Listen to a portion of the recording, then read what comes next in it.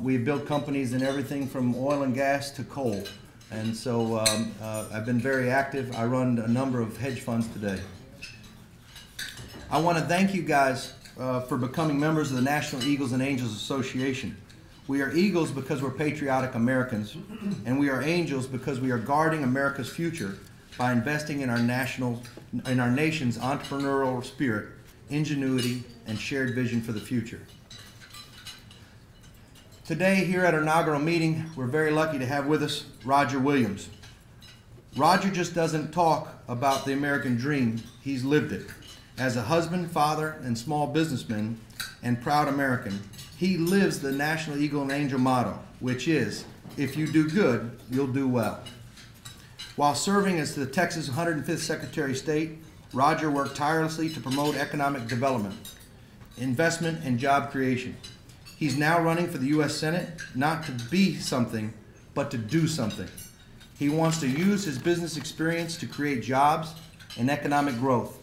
He wants to provide real leadership for our country in these challenging times.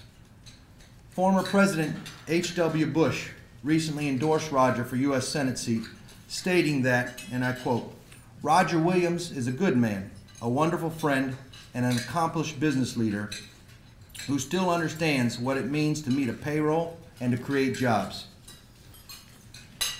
One thing that a lot of people might not know about Roger, though, is that he was a professional baseball player, and he played for the Atlanta Braves. So he's without further ado, I'm going to introduce Roger Williams.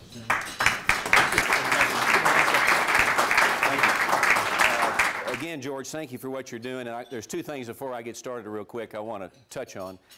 You touched on economic development, which we all understand is very important. I got to tell you a cute story about economic development.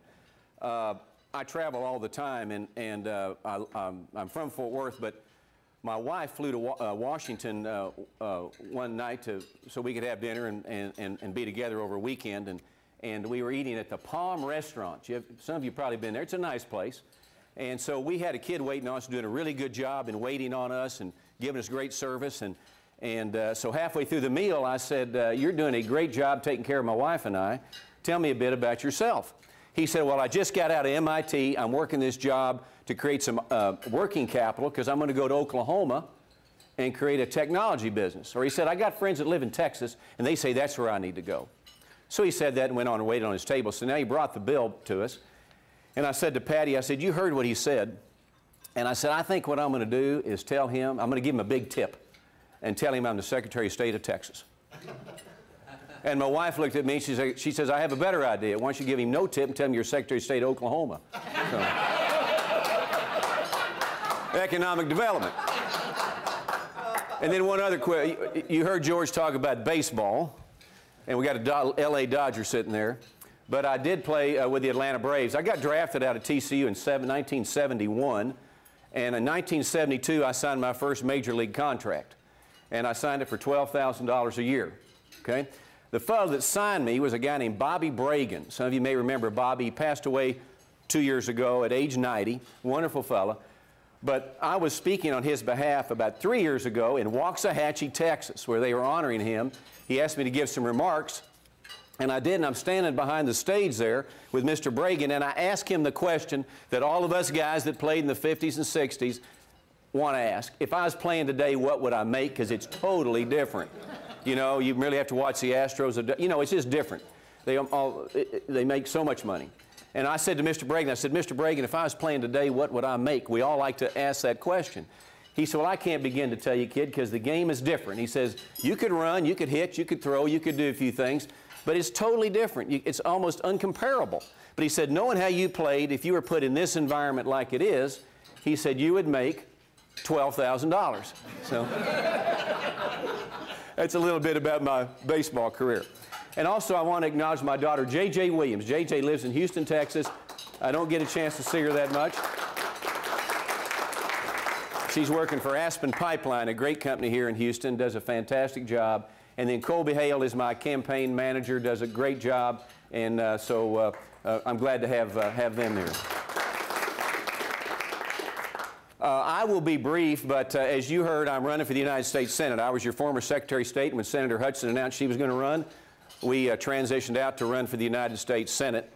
And anytime you have an open seat for a Senate race, you're going to have people get in.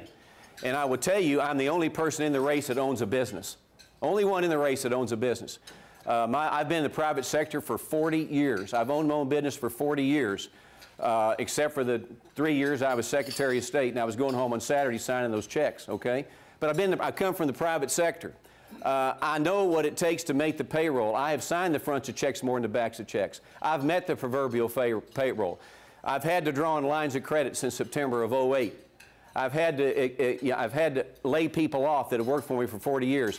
I've had to ask them to take 10% pay cuts. Everything a lot of you have probably had to do that America's had to do that people in Washington don't understand what it's like. I'm having to save a profit. I'm not generating a profit. I'm saving a profit because I'm cutting, trying to reach that figure instead of generating a profit right now. And it's getting harder and harder and harder. You know, I was in 1971 when I started in business. I remember dollar gasoline. You remember dollar gasoline when business was going to totally shut down. And then I remember 80, 81, and 82, if you're in the real estate business, I built a building and I borrowed it at 20% interest. And when it got down to 16, I locked in because I was so scared it might go back up to 20. Okay? I did that. I remember 88 and we had the financial meltdown. In 89, I lost both my parents. I was the only child. I practically had to take bankruptcy because the inheritance tax was killing me at 55% when my father had left me assets that he'd even paid 90% on. I had to deal with the IRS, and do you know, started in 89, and last year I made my last payment to the IRS. Think of the money I could have spent to invest in my business, pay my people, given to charity, if I hadn't had that to mess with, okay? And then we all remember 9/11 when we didn't know what was going to happen with our businesses. And of course, we all know what we're involved now, and like I say, in January of '09, the largest takeover in the history of America by the federal government. I've been there. I've been just like all of you. I've got real world experience, which is what we sorely need up in Washington, D.C. right now. We need people up there like yourself, like me, that will go up there or go anywhere and make business decisions, not political decisions, and not be worried about getting reelected and taking our country down a path that's not a very good path. So I'm the business guy. Nobody can take that away from me.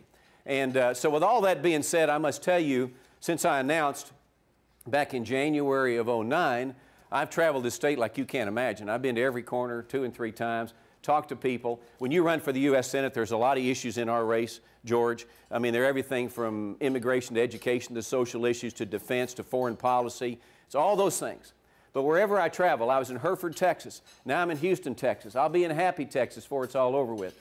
But wherever I go, what's on everybody's mind is one thing. It's what are we going to do to fix this economy? I mean, let me tell you, if you're a small business owner, you are getting hammered. That's just the way it is. And we're not going to get off 9.5% unemployment. We're not going to get off 20% underemployment until we do some certain things. Now, I know how to fix the economy. You know how to fix the economy. I know how to get us off this high unemployment rate. You do too. But unfortunately, a lot of people in Washington on both sides of the aisle don't get it. So what I want to do real quick is take that one issue, and as your next U.S. Senator, I want you to know how I will deliver it in Washington and what I will stand for. I will not waver because I love my country, I love my state, and I want it to get on the path that it needs to be on. I want it to continue to be the greatest place in the world. But here's what we got to do. Now think about if we did this tomorrow morning, how it would affect your business, your employees, et cetera, your shareholders, your stockholders. And we haven't done enough, by the way, okay? Everybody's afraid to do it, but the only way to get where we need to go is to lower taxes and cut spending. That's the combination. You got to have real cuts in spending, real cuts like we all do in business. But here's what we got to do from the tax standpoint. We've got to cut across the board. We've got to cut corporate tax immediately. We've got to cut personal income tax immediately. We've got to cut the capital gains. We've got to cut the payroll tax. We got to cut the dividends tax, okay? We've got a tax system that's totally broken right now. Most unfair thing there is anywhere when you have 51% of us paying taxes and 49% not paying one dime of tax. I think everybody should pay tax in America. They just do. They should. They're using our schools, our fire. They're driving on our streets. They're breathing our air. Everybody should have skin in this game. And all I'm saying is we've got a tax system that's not fair. It promotes cheating, and it's real customer unfriendly.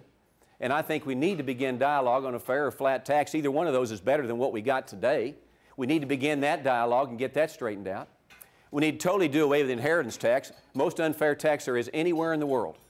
And I told you my story about it, but I can show you, and we all know this, if we took the inheritance tax and did away with it, that would add 1.5 million jobs in America immediately. And why would it do that? Well, right now, aren't we all trying to save money so we pass our assets on to our heirs? Or maybe we've got an insurance policy that we're paying a premium on so we can cover taxes when it's time to pass those assets on? If we did away with the inheritance tax, we wouldn't have to save money anymore. We could spend, we can invest, we could hire, instead of passing, we could pass net worth on to our heirs instead of trying to save this money so they can pay these taxes. And it would also add jobs because now we could hire people and we could begin to take risk, because that's what we're all about, begin to take risk and be rewarded. Right now we're in a world where we're rewarding failure and penalizing success. That's not America. That's got to stop. As many of you know, there's $600 billion overseas right now, George, been generated by American companies over there. A lot of those companies want to bring that money back, but this administration wants to tax them at 40%.